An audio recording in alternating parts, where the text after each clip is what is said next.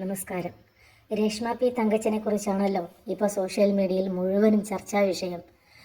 കഴിഞ്ഞ ദിവസം രേഷ്മ പി തങ്കച്ചൻ ഇൻസ്റ്റഗ്രാമിൽ പങ്കുവെച്ചൊരു വീഡിയോ ഞാൻ ഷെയർ ചെയ്യാം. അതിനു മുമ്പ് ഈ ചാനലൊന്ന് സബ്സ്ക്രൈബ് ചെയ്യണേ.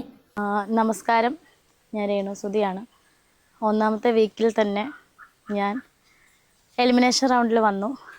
അപ്പം എന്നെ സ്നേഹിക്കുന്ന, എൻ്റെ ഫാമിലിയെ സ്നേഹിക്കുന്ന, സുചേട്ടനെ സ്നേഹിക്കുന്ന ഓരോരുത്തരുടെയും വിലയേറിയ വോട്ടുണ്ടെങ്കിൽ മാത്രമേ എനിക്ക് ഈ ഗെയിമിൽ മുന്നോട്ട് പോകാൻ സാധിക്കത്തുള്ളൂ. നിങ്ങൾക്ക് നിങ്ങളുടെ ഇഷ്ടപ്രകാരമുള്ള പെർഫോമൻസ് ചെയ്യാൻ സാധിക്കത്തുള്ളൂ. സോ എല്ലാവരും, സ്നേഹിക്കുന്ന എല്ലാവരുടെയും വോട്ട് പ്രതീക്ഷിക്കുന്നു. Thank you. നിങ്ങൾ ഈ വീഡിയോ കണ്ടില്ലേ? ബിഗ് ബോസിൽ കയറുന്നതിന് മുമ്പ് തന്നെ താൻ ആദ്യത്തെ എലിമിനേഷനിൽ വരുമെന്നും തന്നെ സപ്പോർട്ട് ചെയ്യണമെന്നും വീഡിയോ എടുത്തു വച്ചിരിക്കുന്നു. എത്ര ചീപ്പാണല്ലേ! PR വർക്കിന്റെ സകലമാന തലത്തിലും തലകുത്തി മറിഞ്ഞ് ബിഗ് ബോസിന്റെ പടി കയറിയ രേണു മണ്ടന്മാരാക്കിയത് രേണുവിനെ സപ്പോർട്ട് ചെയ്യുന്ന മലയാളികളെ മാത്രമല്ല, ബിഗ് ബോസ് എന്ന റിയാലിറ്റി ഷോയും കൂടിയാണ്. പോകുന്നതിന് മുമ്പ് തന്നെ ആൽബം ചെയ്ത് കിട്ടിയ പണം മുഴുവനും PR വർക്കിന് എറിഞ്ഞുകൊടുത്ത് മലയാളികളെ മുഴുവനും മണ്ടന്മാരാക്കി തന്നെയാണ് രേണു ബിഗ് ബോസിലേക്ക് കയറിയത്.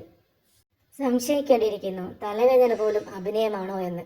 അതിനുള്ളിലേക്ക് കയറി പറ്റാൻ കള്ളം കാണിച്ച രേണു ഇനി മറ്റെന്തെങ്കിലും ചെയ്തു കഴിഞ്ഞാലും അതും വിശ്വസിക്കാൻ കുറേ പേരുണ്ടാവും. അല്ലെങ്കിലും അതിനുള്ളിലെ രേണു എന്താണ് ചെയ്യുന്നത്?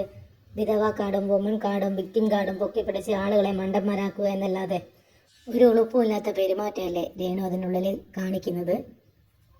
രേഷ്മ പി തങ്കച്ചന് ഒരുപാട് കാലം ആരെയും പറ്റിക്കാൻ പറ്റില്ല. അത് ഓർത്തു വെച്ചാൽ നല്ലത്.